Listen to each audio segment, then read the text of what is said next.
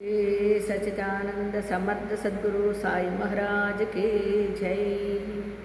సాయి బిడ్డలందరికీ కూడా సాయినాథన్ ఆశీర్వాదాలతో మనము 48వ అధ్యాయంలో ఉన్నామండి. నిన్నటి వరకు 47వ అధ్యాయాన్ని కంప్లీట్ చేసుకున్నాం కదా. ఇప్పుడు 48వ అధ్యాయంలో భక్తుల ఆపదలు బాపుట, సేవడే, నపత్రేకర్ల కథలు, ఈ మూడు ఉంటాయండి ఇందులో. అయితే ఈ అధ్యాయము ప్రారంభించినప్పుడు ఎవరు హేమంత్ పంతును బాబా గురువా ఎవరో బాబా గారిని ఈ అధ్యాయం ప్రారంభించేటప్పుడు అడిగారంటండి. బాబా గురువా లేక సద్గురువా అని ప్రశ్నించింది. ఆ ప్రశ్నకు సమాధానము ఇచ్చుటకై సద్గురువు లక్షణములను హేమంత్ పంతు ఇట్లు వర్ణించుతున్నాడు. ఆయన ఈ కథని ప్రారంభించేటప్పుడు ఎవరో అడిగారంటండి. ఉంటారు కదా, డౌట్ వచ్చిన వాళ్ళు ఉంటారు, ప్రశ్నించే వాళ్ళు ఉంటారు. కాబట్టి ఆయన బాబా గారు గురువా లేక సద్గురువా అని అడిగారట. దానికి సమాధానంగానే ఇందులో బాబా ఆయన హేమంత్ పంత్ గారు మనకి వివరిస్తున్నారండి. సద్గురుని లక్షణాలు: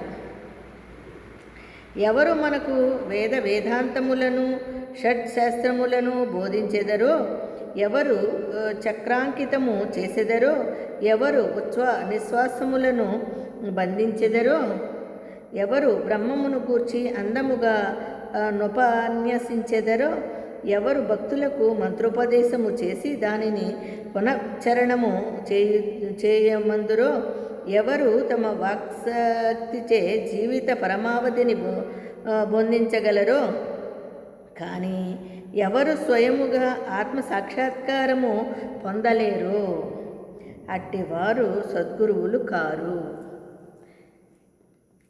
చూడండి, ఆయన ఎంత వివరణగా ఇందులో చెప్తున్నారు. సద్గురుని లక్షణాలు ఎలా ఉంటాయి అనే దాని మీద వివరిస్తూ, ఎవరు మనకు వేదాంతమును షట్శాస్త్రములను బోధించెదరో, ఎవరు చక్రాంకితము చేసెదరో, ఎవరు ఉచ్ఛ్వాస నిశ్వాసములను బంధించెదరో, ఎవరు బ్రహ్మమును గూర్చి అందముగా నొపన్యసించెదరో, ఎవరు భక్తులకు మంత్రోపదేశము చేసి దానిని పునశ్చరణము చేయమందురో, ఎవరు తమ వాక్శక్తిచే జీవిత పరమావధిని బొందించగలరో, కానీ ఎవరు స్వయముగా ఆత్మ సాక్షాత్కారము పొందలేరో. ఇక్కడ గుర్తుపెట్టుకోవాలండి మనం. ఎవరు ఆత్మ సాక్షాత్కారాన్ని పొందలేరో అట్టి వారు సద్గురువులు కారు. ఎవరైతే చక్కని సంభాషణ వల్ల మనకు ఇహపర సుఖములందు విరక్తి కలుగజేసెదరో, ఎవరు ఆత్మ సాక్షాత్కారమందు మనకు అభిరుచి కలుగునట్లు చేసెదరో, ఎవరైతే ఆత్మ సాక్షాత్కార విషయమున పుస్తక జ్ఞానమే కాక ఆచరణీయము అనుభవము కూడా పొంది ఉన్నారో అట్టివారు సద్గురువులు. అబ్బా, ఎంత గొప్పగా చెప్పారు చూడండి. అట్టివారు సద్గురువులు. ఆత్మ సాక్షాత్కారము పొందలేరో అట్టివారు సద్గురువులు కారు. ఎవరైతే చక్కని సంభాషణ వల్ల మనకు ఇహపర సుఖములందు విరక్తి కలుగజేసెదరో, ఎవరు ఆత్మ సాక్షాత్కారమును అభిరుచి కలుగునట్లు చేసెదరో, ఎవరైతే ఆత్మ సాక్షాత్కార విషయమున పుస్తక జ్ఞానమే గాక ఆచరణీయము అనుభవము కూడా పొంది ఉన్నారో అట్టివారు సద్గురువులు. ఆత్మ సాక్షాత్కారమును స్వయముగా పొందని గురువు దానిని చూడండి ఎంత అద్భుతంగా హేమంత్ పంత్ గారు మనకి తెలియడం కోసం ఆయన అడిగిన ప్రశ్నకి ఆయన ఎంత గొప్పగా వివరిస్తున్నారు. స్వయముగా పొందని గురువు దానిని శిష్యులకు ఎట్లు ప్రసాదించగలరు? అంతే కదా మరి. సద్గురువు స్వప్నమందైనను శిష్యుని నుండి సేవను కానీ ప్రతిఫలమును కానీ ఆశించడు. అదండి. ఇప్పుడు బాబా గారు ఏమంటారంటే, సద్గురువు స్వప్నమందైనను శిష్యుల నుండి సేవను కానీ ప్రతిఫలమును కానీ ఆశించరు. దానికి బదులుగా శిష్యులకు సేవ చేయతలచును. తాను గొప్పవాడననియు తన శిష్యుడు తక్కువవాడనియూ భావించడు. మరి ఈ లక్షణాలన్నీ బాబాగారికి ఉన్నాయి కదండి. సద్గురువు తన శిష్యుని కొడుకుగా వలె ప్రేమించుటయేగాక తనతో సరిసమానముగా చూచును. చూడండి, సద్గురువు తల్లి వలె ఒక బిడ్డని ఒక తల్లి ఏ విధంగా ప్రేమిస్తుంది, ఆ విధంగా ప్రేమిస్తాడు. ప్రేమించుటయేగాక తనతో సరిసమానముగా చూచును, లేదా పరబ్రహ్మస్వరూపము చూచును. సద్గురుని ముఖ్య లక్షణం ఏమన్నా, వారు శాంతము కునికి పట్టు వారెన్నడూ చాపల్యమును కానీ చికాకును కానీ చెందరు. అదండి, వారెప్పుడూ శాంతమును కునికి పట్టు వారు, కానీ వారెప్పుడూ చాపల్యమును కానీ చికాకును కానీ చెదరరు. తమ పాండిత్యమునకు వారు గర్వించరు. ధనవంతులు, పేదలు, గనులు, నీచులు వారికి సమానమే. అదండి, ఇక్కడ ఆయన చెప్తున్నారు, అందరూ ఆయనకి సమానమే. అలాంటి లక్షణాలు ఉన్న వాళ్ళే సద్గురువు. యామండ్ పంతు తన పూర్వజన్మ సుకృతముచే సాయిబాబా వంటి సద్గురువు ఆశీర్వాదమును సాహసమును పొందిదనని తలంచెను. ఆయన చూడండి, నేను ఏ జన్మలో అంటే పూర్వజన్మ నుంచి ఎంతో పుణ్యం చేసుకుంటేనే నేను ఇలాంటి మహానుభావుడికి దగ్గర అయ్యాను. మరి మనం కూడా అలాగా దగ్గర అవ్వాలంటే ఏం చేయాలండి? మరి మనం కూడా మంచి మార్గంలో బాబా సేవలో నడవాలి. సహవాసమును పొందేదనని తలచెను. బాబా యవనమందు కూడా ధనము కూడబెట్టలేదు. వారికి కుటుంబము కానీ స్నేహితులు కానీ ఇల్లు కానీ ఎట్టి ఆధారము కానీ లేకుండెను. 18 ఏండ్ల వయసు నుండి వారు మనస్సును స్వాధీనమందుంచుకునిరి. వారు ఒంటరిగా నిర్భయముగా నుండెడివారు. వారెల్లప్పుడూ ఆత్మానుసంధానమందు మునిగి ఉండేవారు.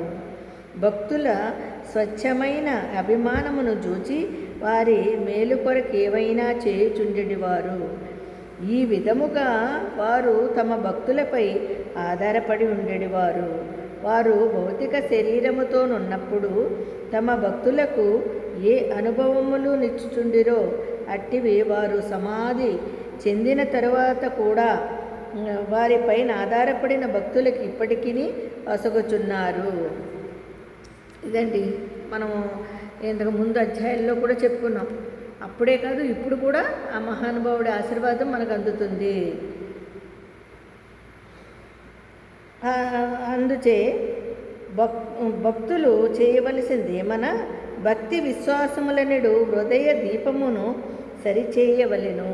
అదే అండి, మనం ఏం చేయాలి? ఆయన శరీరంతో ఉన్నప్పుడు కానీ భౌతికంగా ఉన్నప్పుడు కానీ మనకి ఏం చేస్తున్నారండి? ఆయన అప్పుడు ఇప్పుడు ఒకలాగే ఆయన ఆశీర్వాదం మనకు అందుతుంది. అప్పుడు మనం ఏం చేయాలి? భక్తి విశ్వాసములనే హృదయ దీపమును మనం సరిచేసుకోవాలి. మనం హృదయ దీపాన్ని మనం సరిచేసుకోవాలి. ప్రేమను ఒత్తిని వెలిగించాలి. ప్రేమ అనే ఒత్తిని వెలిగించాలి.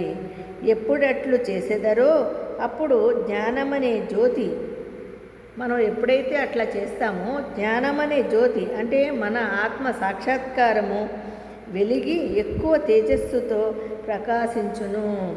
అదండి, మనం ఎప్పుడైతే అలా చేస్తూ ఉంటామో మనలోని ఆత్మ సాక్షాత్కారము వెలిగి ఎక్కువ తేజస్సుతో ప్రకాశించును. ప్రేమ లేని జ్ఞానము ఉత్తది. అట్టి జ్ఞానం ఎవరికి అక్కరలేదు. ప్రేమ లేనిచో సంతృప్తి ఉండదు. కనుక మనకు అవిచ్ఛిన్నమైన అపరిమిత ప్రేమ ఉండవలెను.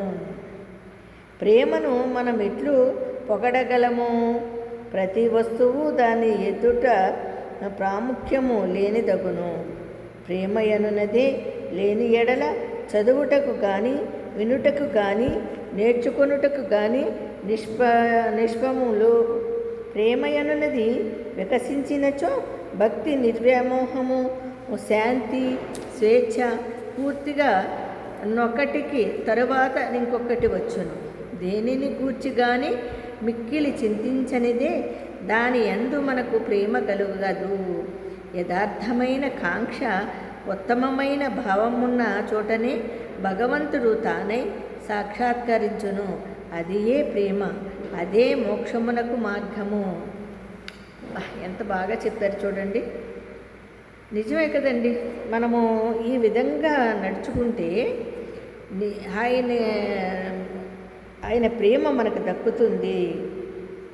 ప్రేమ అనున్నది లేని ఎడల చదువుటకు కానీ వినుటకు కానీ నేర్చుకొనుటకు కానీ నిష్ప్రయోజనములే అగును. వికసించినచో ఆ ప్రేమ అనున్నది మనకి వికసించినచో నిర్వ్యామోహము, శాంతి, స్వేచ్ఛ పూర్తిగా ఒక తర్వాత ఒకటి వస్తుంది. దేనిని గూర్చి కానీ మిక్కిలి చింతించనిదే దాని యందు మనకు ప్రేమ కలుగదు. అదండి చింతించడం అంటే ఆ యొక్క ఇప్పుడు అంతే కదండి. మనం ఒక పని చేయాలనుకో, అది ఒక సాధనే. ఆ పని కంప్లీట్ అవ్వాలంటే దాని మీద కాన్సన్ట్రేషన్ చేయాలి కదా. అదేవిధంగా భగవంతుని మీద కూడా మనం దృష్టి పెట్టి ఆ యొక్క ఏకాగ్రత భావాన్ని మనం తెచ్చుకోగలిగితే, మిక్కిలి దాని గురించి ఎక్కువగా చింతిస్తూ ఉంటే మనం అంతే దేని మీదైనా ఒక దాని మీద తదేకంగా ఫోకస్ పెడితే జరగంది ఏముంటుందండి. అలాగే భగవంతుడి మీద భక్తి ప్రేమలు కూడా ఆ విధంగానే మనకి లభిస్తాయి. యథార్థమైన కాంక్ష ఉత్తమమైన భావం ఉన్న చోటనే భగవంతుడు తానే సాక్షాత్కరించును. అదియే ప్రేమ, అదే మోక్షమునకు మార్గము. ఈ అధ్యాయములో చెప్పవలసిన ముఖ్య కథను పరిశీలించేదము. స్వచ్ఛమైన మనస్సుతో ఎవరైనను నిజమైన యోగీశ్వరుని వద్దకు పోయి వారి పాదములపై పడినచో తొట్టతుదకతడు రక్షింపబడును. ఈ విషయము దిగువ కథ వలన విశదపడును. అబ్బబ్బబ్బబ్బ ఎంత గొప్పగా చెప్పారు చూడండి. ఈ అధ్యాయంలో చెప్పవలసింది ఏమనగా ముఖ్య కథ పరిశీలిస్తే, స్వచ్ఛమైన మనస్సుతో నెవరైనను నిజమైన యోగీశ్వరుని వద్దకు పోయి వారి పాదములపై పడినచో తొట్టతుదకు అతడు రక్షింపబడతాడు. ఈ విషయము దిగువ కథను బట్టి మనము తెలుసుకుందాము. సేవడే గారి గురించి తెలుసుకుందామండి రేపు మార్నింగు. అంతవరకు అందరికీ సాయిరామ్ అండి.